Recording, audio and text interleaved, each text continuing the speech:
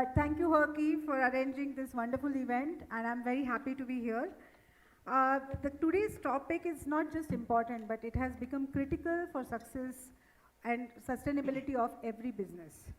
Inspire inclusive recruitment, opening the door.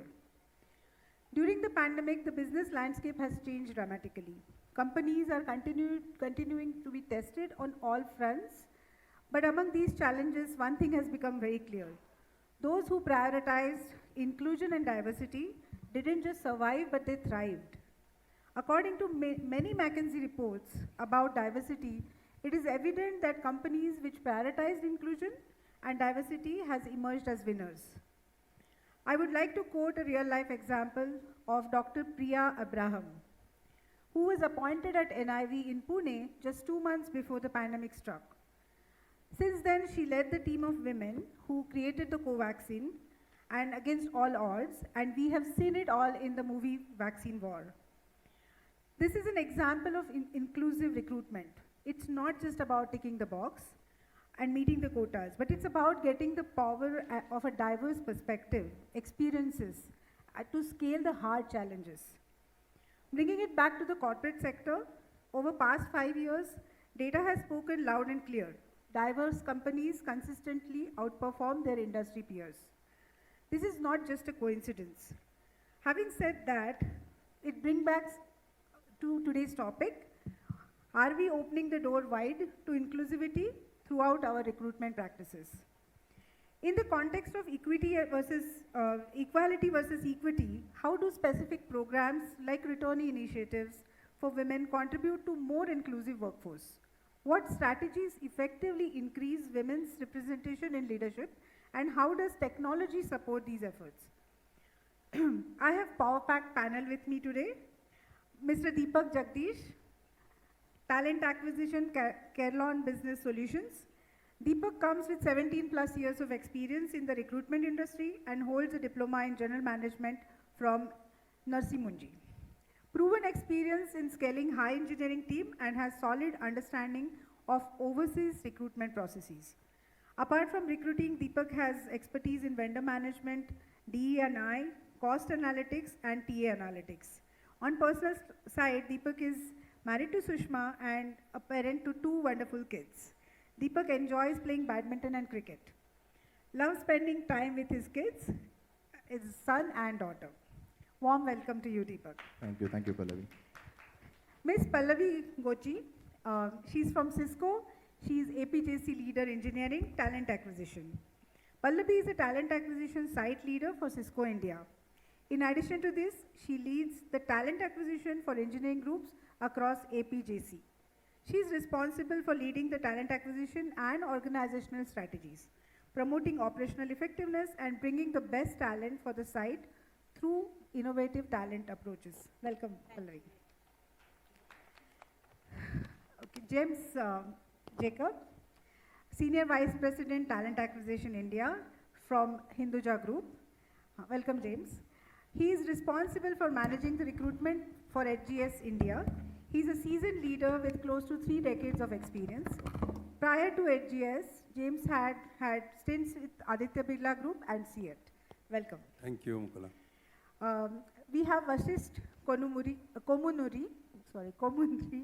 from LAM Research, APAC talent leader. Vashist is highly experienced and accomplished HR professional with proven track record of success in leading HR operations, talent acquisition, and talent management in the technology, services, and semiconductor industry. He has over 23 years of experience, of which he has spent 11 years in Shanghai, with focus on developing and implementing innovative HR strategies for the Asia region. He has worked with top companies such as Dell, Alcatel-Lucent, ADP, where he has consistently driven positive changes and introduced cutting-edge HR practices. His leadership and expertise have been instrumental in transforming HR operations and driving business success. Welcome here. So looking forward to this, I have a timer right here and I'm going to give 5 minutes back to the conference today. So with that, I would like to ask Pallavi, how can companies ensure their recruitment practices are truly inclusive? and welcoming to the candidates from diverse backgrounds. Yeah, hello everyone, and thank you for such a great introduction. My privilege to be part of this panel today, and thank you, Herky, for the opportunity. Coming back to your question, I think how companies have been looking at inclusive hiring when it comes to talent has seen massive transformation in the past years. Companies are a lot more conscious, intentional about it today. And frankly, that journey has given us great opportunity to learn and evolve with a lot of best practices that I would probably pick a few and share with all of you. The first one that comes to my mind is skill-based hiring. And what is skill-based hiring? That is nothing but a hiring process which focuses on competencies, knowledge, and skill of a candidate for a specific role rather than anything else about the candidate's background. So at Cisco, we have been practicing this approach for several years now. And the way we do it is anyone that applies to a Cisco opportunity receives an online assessment as the first step towards their journey to Cisco hiring. And it is an it does not have any human scanning experience. It does not share any background about the candidate, their gender information, their qualification, and so on and so forth, right? And the assessments are designed and created keeping the competency required for a certain role in mind. And they are powered with the technology that AI offers to us today, and the science of psychometry. So we have been hiring 100+ candidates every year using this approach, and happy to share as well, year on year, this is giving us significant improvement when it comes to diversity representation all through our hiring process.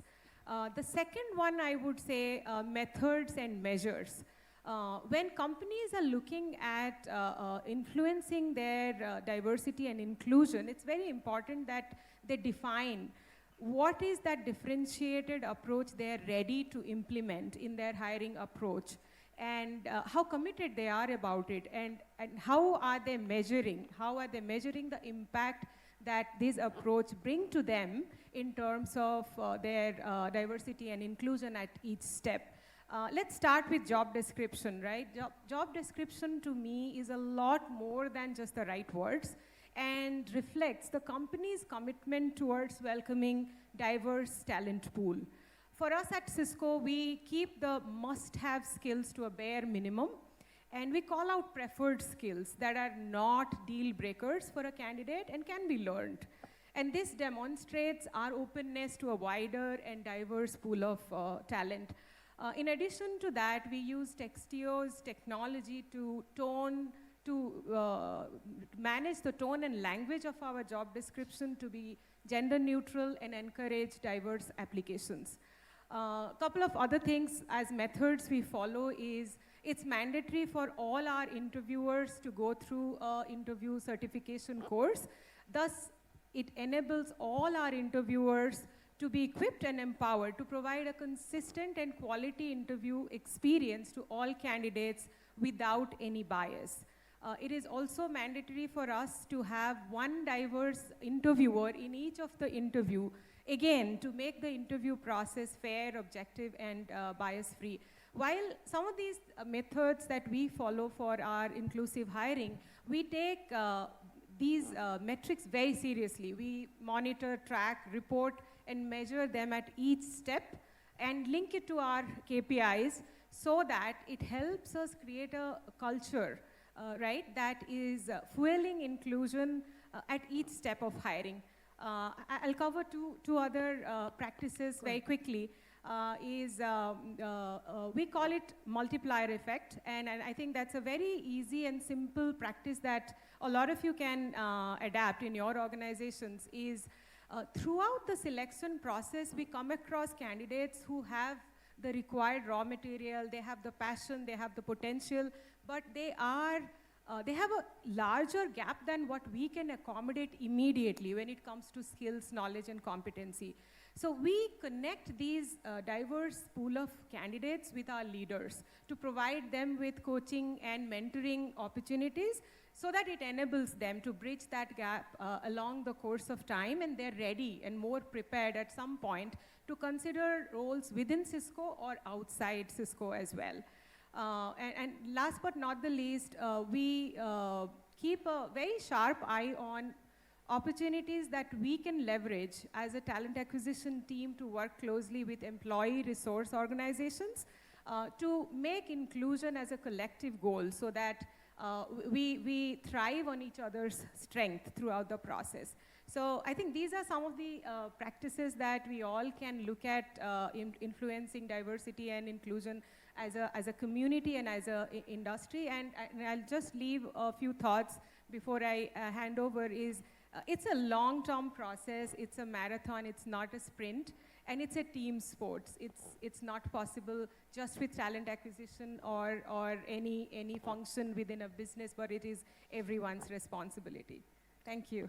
Thanks, Pallavi. And it is indeed coming from business and always on the other side of the table, it's heartening to see how much thought and technology has gone in at Cisco in talent acquisition. So wonderful to know your thoughts, and thanks for sharing with us. Deepak, so now she has set the stage. Can you share a few more practical tips with us? Can you share examples of successful initiatives or programs that have improved diversity and inclusion in recruitment? And given your background working in various geographies, I think that's even more relevant what India can learn from all of that experience. Thanks, Mukula. Good morning, everyone. So, thanks for the wonderful outset. Yes, talent acquisition is any of the core of the organization, right? So when it comes to diversity or with the inclusion aspect, which plays a vital role. Today, some of those aspects that I have implemented, being recruiting industry for more than 17 years now, or 18 years. So, some of them is, we have to be really clear about what we are trying to target. Today, if I'm employed with a company where I've hired close to 4,500 to 6,000 employees over the last 1 year, and then 41% comes from a diversity background. So that's a feather in cap. And it has been, we are with above industry standards. And what set us right is, inclusive approach. And second thing is, coaching and mentoring and monitoring, the right set of panels who comes and take up the interview with us. It is just not about, just interviewing and then, doing 1 or 2 rounds of an interview and then taking it to the next level. There are certain set of analysis has been made, why are we looking at that particular aspect and how are we going to achieve that? So there are a lot of quantums of theories which goes around, identifying the right set of candidates and also identifying the right poach of the candidates. Second thing is, we have also seen, personally, incentivize employees, coming from a various backgrounds, that is something which is really playing a vital role. I'm just not being biased opinion there, but, that plays a very vital role in, getting the best team forward to the next level. Second thing is, allow an employees and the future applicants whomsoever they're joining to have more closer conversations, which helps them to, have a great zeal around within the organization when they come on board. And important thing is, identify the underrated companies or underrated organizations where they develop a lot of diversity candidates coming from. For an example, Deshpande Foundations. I mean, somebody was referring Sudha Moti's this thing. So Deshpande Foundation is one of the key elements, where we go to that particular aspect. We evaluate those candidates coming from a diverse background. It could be anywhere, anything. So, such something, which is really playing an important role, in inclusive approach. Second thing is, believe, I mean, this is something, we'll have to do it, and this is where we have to really focus on. And then be agile believer in that particular aspect, whatever the aspects that you're trying. And to add to that, come up with some, we have come up with a lot of, various ideas, be it from going out and then reaching out to a flow walks, having that, giving that information to an employees, why it is so important. And then also, be active in all the forums that you are really representing for. Just not in the closed door interviewing 4 candidates and 10 candidates and then, ticking the box saying that, okay, I have recruited. That is absolutely not the way of recruiting. But here, we have to be more, lot of quantum of theories what I just told. Second thing is, identify the aspect. And also, recruiter plays an important role here. Recruiters are the brand ambassadors of the organization, and that's where, they play a vital role. And that's where I said train, mentor, and monitor, because, when they outreach to a candidate, they should be knowing why are they branding and why this is important and why is this inclusion is so important. Same time, also closely work with hiring managers, and then, come up with some white book presentations saying that why it is so important, and come out of that unconscious bias, I know that guys who I wanted to hire. No, it should not be the case. As rightly mentioned by Pallabi in one of those conversations, diversity, one of the panel should be a diverse background. So and we strongly believe that, and we really wanted to take that particular aspect. Having these are the 5-6 sutras of having those right people and then making things in a right track, and I think that will definitely take a long way forward. And I've been doing this for the last 17-18 years, and I have not seen any dip in any of those challenges. Thank you. Yeah. Mukula, just wanted to add, if I may. Sure.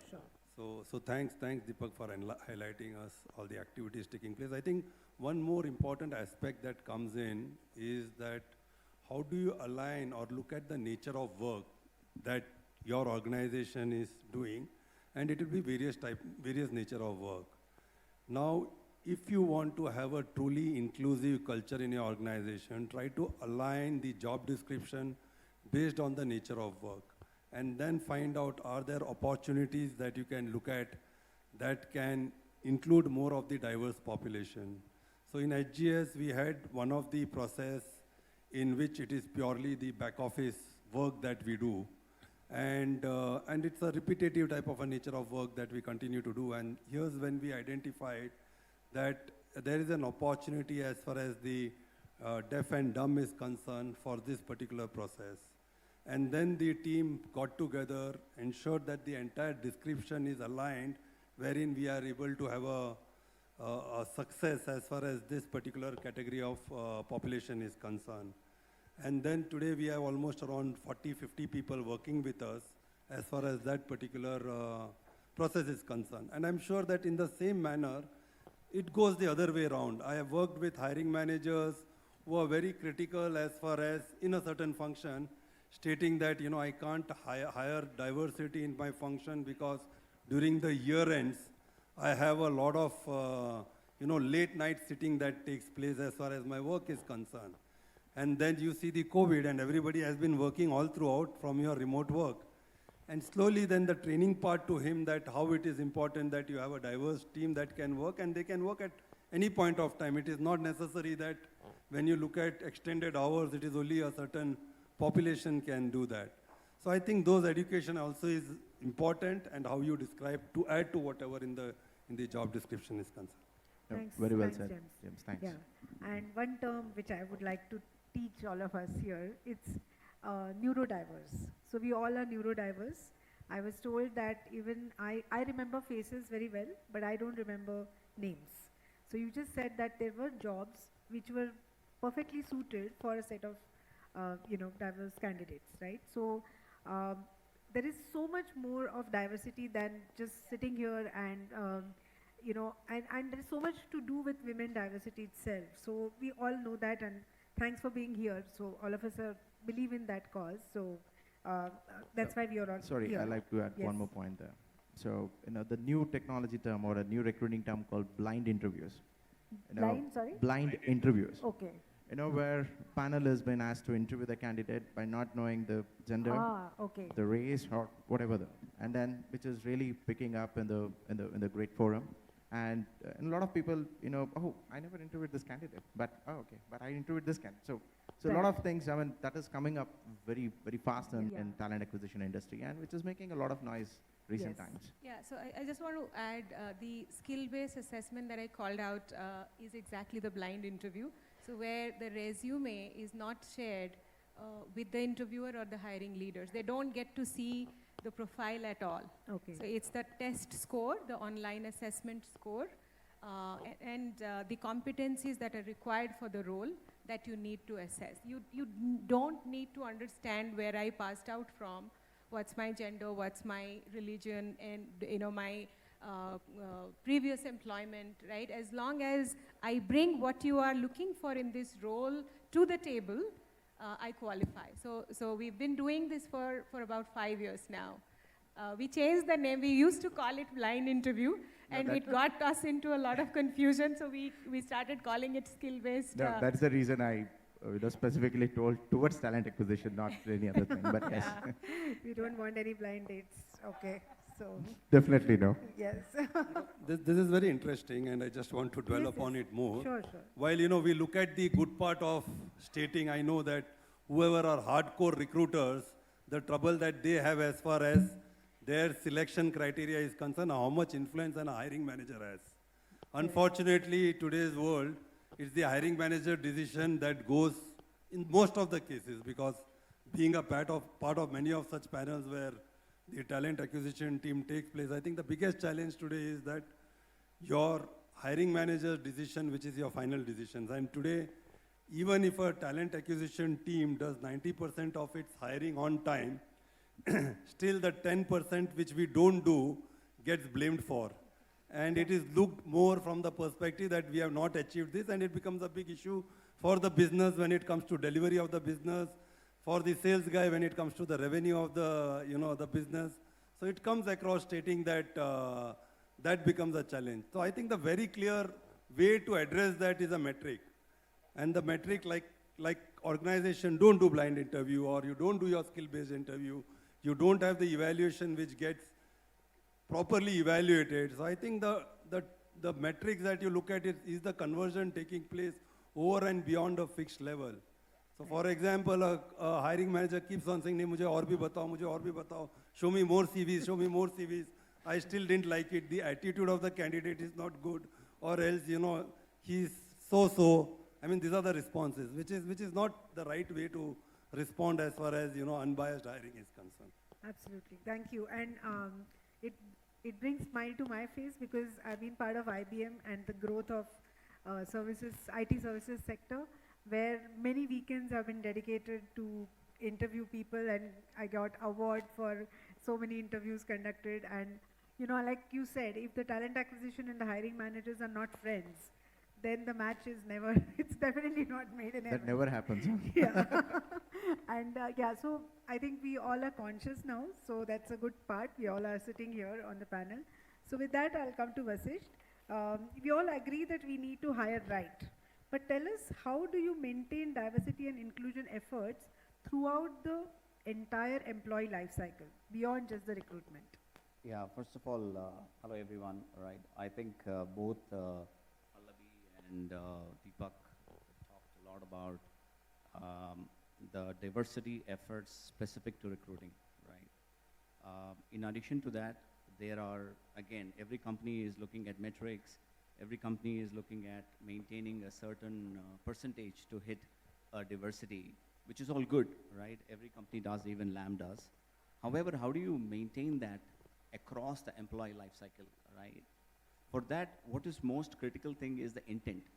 There should be a good intent from the organization to say, okay, I'm going to make an effort to ensure that there is a right intent that should come from the top down, right? So again, this also talks about the metrics that gets driven at a very high level in terms of what percentage of diversity that we are bringing across the table. It's just not about talent acquisition across the organization, right? So that is one thing that LAM is working very hard in every aspect of what is the percentage of diversity across the board, what is the percentage of women in the leadership, right? So we are addressing all that.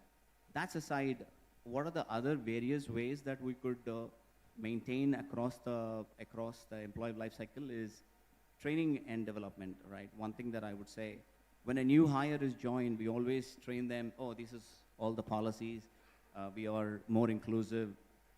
But after that, there isn't any follow-up sessions or workshops. So I would encourage every organization to look into that aspect of it, where training and development should have more inclusive diversity training, unconscious bias training, right? Not only for the new hires, but across the employee life cycle, across all sections of employees. And other one is promote pay diversity, right? That is another hot topic that is going across, right? In terms of data and analytics can provide a lot of insights within the organization. Where are those disparities from those underrepresented community if they're not equally paid, right? I'll just give an example. For example, I don't know how many of you know about Starbucks, right? At Starbucks, they don't look at the candidate's previous compensation history, right? And they only look at their current, they only look at for the job. They don't look at the previous compensation history. Similarly, they also, including LAM, right, in the US, right, of course, things will probably come down to the Asia region as well. In some states where we are regulated also to promote our diversity and inclusion, we publish the comp ranges across all the jobs that are posted online, right? So do Starbucks do it. Right. So this is another way of promoting and addressing the pay equity gap in the organization, right? And one way of doing it is in terms of looking at data and analytics is one aspect of it. And the other one would be to have a pay equity goals, right? Many organizations are coming up with pay equity goals in terms of how do you address that, right? What are the cycles at which we are ready to address those pay equity? The first could be address those at the recruiting stage, but there could be few which we may not be able to address at the recruiting stage. How do we ensure that those are addressed over a period of time? Right. That is one other aspect. And other one is more in terms of flexible work policies, right? Post-COVID, many organizations, again, we all have experienced how flexi working has come into prominence, right? And also at LAM, we introduced a policy called parental leave, and all new fathers, paternity leave. We have 16 weeks of paternity leave, right? So again, we are trying to ensure that all sections of diverse needs have been addressed, right? And also at LAM, we also do a lot of other things like mentorship, like through ERGs, Employee Resource Group, we do a lot of mentorship and sponsorship programs. At LAM, we have a process called where every employee has ability to choose their mentors and also mentees, right? So by going through a certain set of questionnaires, understanding where you need to develop in the future would actually map who could be your potential mentor in the organization, right? So that way we are trying to ensure there is more diverse culture that is promoted across. Again, I'm talking about the training and development. We have about 1,800 global managers have been certified or gone through the training called Include, right? Where they go through these training throughout the year, right? So I think a lot of organizations are doing many efforts, so do LAM, but unless you maintain some of these efforts with the right intent, we will not be able to make progress on true diversity across the organization. Again, these are a few things that comes to my mind. I'm sure there are many more, but what is, again, my underlying message is the intent should be there, right? And once you have that intent, metrics, everything will probably fall in place. Okay, so that's very interesting, Vashist. Sorry. Just wanted to add one more thing. And so well said, Vashist, on the various initiatives, activities that are taking place. I think one significant challenge that today India is facing, or the corporate India is facing, is the leadership level diversity. So if you look at it across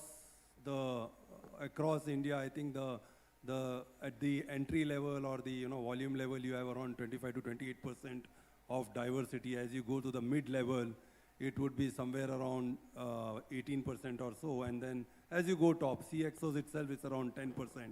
And that's one of our very significant challenges that I think as companies, as a corporate, that we need to solve. One of the initiatives, activities that takes place in HGS is one of the programs known as Aspire.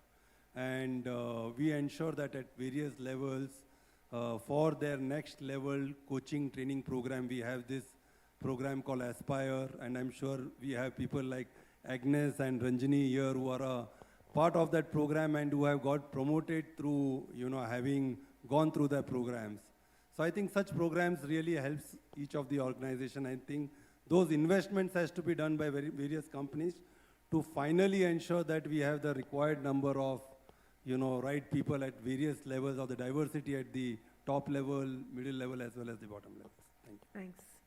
So I'm feeling very grateful sitting here. I am currently managing mentoring programs at a company called as Broadridge.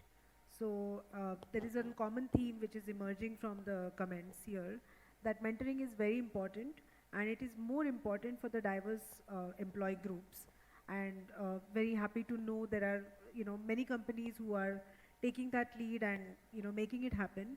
I also feel grateful to be part of IBM, which is probably what I am today, which had a diversity event called as Winspiration way back, and where the toilets in the Leela Palace had to be converted because there were like 1,000 women attending the event.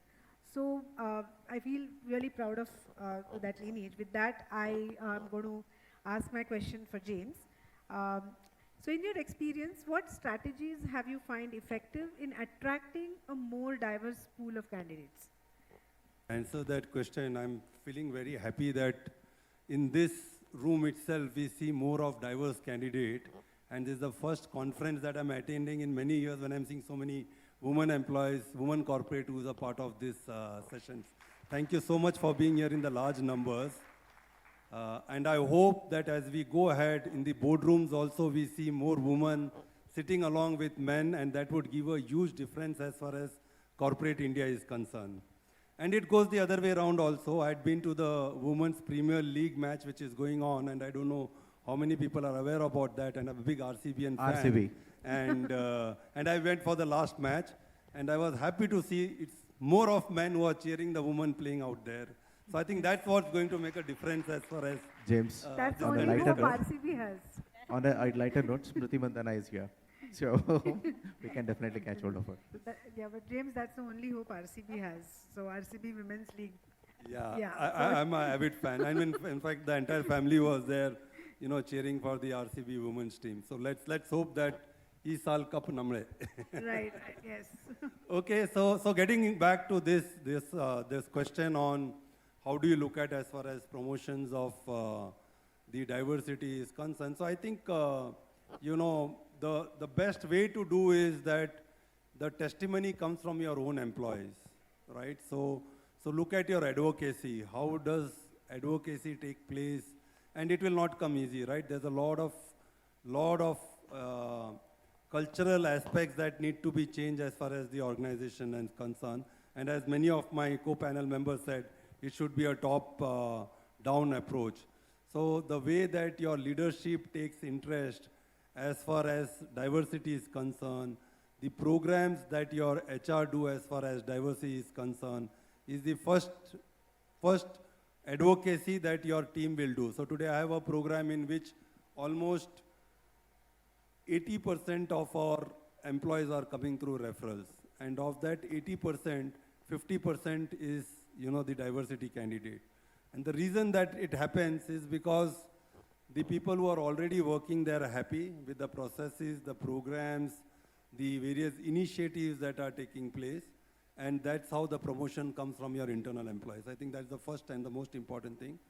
The second definitely would be that now that in your organization you have a absolute diversity which comes as your culture itself, then how do you start promoting that as far as externally is concerned? So your branding becomes very important team, and that's where your marketing team comes in. So how does your marketing team go forward and let people externally know that, whether it is the job descriptions or whether it is the initiatives that we are taking is well aware as far as the market is concerned, and which really helps you as far as your job applications are concerned. And that's how the external world comes to know, and being active as far as your social media is concerned.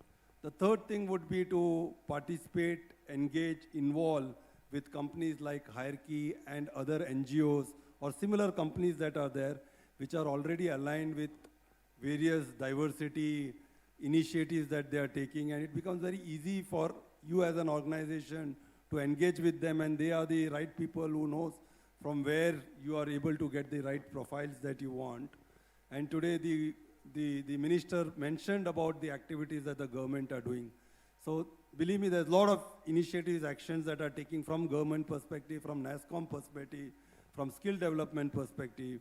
Today, in few of our centers, we are proud to say that as far as the underprivileged or the rural employment is concerned, we contribute almost 50 to 60% from those cities and towns. Now this comes with engagement with such activities, rural engagement is concerned. And finally, I think we need to ensure that how are we having a mechanism wherein we try to get feedback from our employees itself, what is working right and what is not working right. And based on the feedbacks, then try to take actions that can help you as far as your overall applications are concerned. Thank you. Thank you. I just want to add one thing, right? I mean, while there are so many programs that are driven by the corporations or organizations, but there should be some kind of celebrations within the diversity community, right? One such thing is creating more ERGs, right? Yes. For example, we have Women at Network at LAM, where a group of women come together and they promote, they share, right? That is another way of ensuring that we can attract more and more women into the organization through the network, right? That's one thing. And ERGs can go beyond just having those. I mean, the employee should feel they're valued, they're part of those initiatives, right? Once you do that, I think with so many strategies, what James was mentioning, all these will probably take its own lead when there is a right intent, right, in the organization, right? I think ERGs also play a very key role in strategizing. Right, thank you. And this is indeed a very, very, high on learning session, which I'm very happy about. And I'm going to just, we have just 3 minutes left. So for the closing remarks, thanks, Deepak, to bring out Deshpande Foundation. Thanks for bringing out the point of employee resource groups. And, it goes way beyond women diversity. We all agree today, and we have just started to scratch the surface. But India is in a very good poised, place right now. So where all of us in this room are very conscious about diversity. We are very passionate about, pushing that and, that change to happen. So with that, just want to say that inclusive recruitment is not just a buzzword. It's a business imperative, and by opening the door wide to diversity and inclusion, and we not only cultivate dynamic workforce, but also position ourselves for long-term success. And that's required in this competitive world. As you all know, that HERkey has a club called as HERkey Club, which is a women networking platform. And as of today, you have all these leaders here on the stage. Please connect with them and learn from the best. Mentoring is here to stay, and that's the only way to move forward. So I would like to leave you with this powerful quote by Arundhati Bhattacharya, former SBI chairperson. She says, "Inclusive leadership is not about being the loudest voice in the room, but about amplifying the voice of those who often go unheard." So with a deep gratitude to HERkey and all the audience and the speakers, thank you for to enable this session, and we celebrate diversity today. Thank you.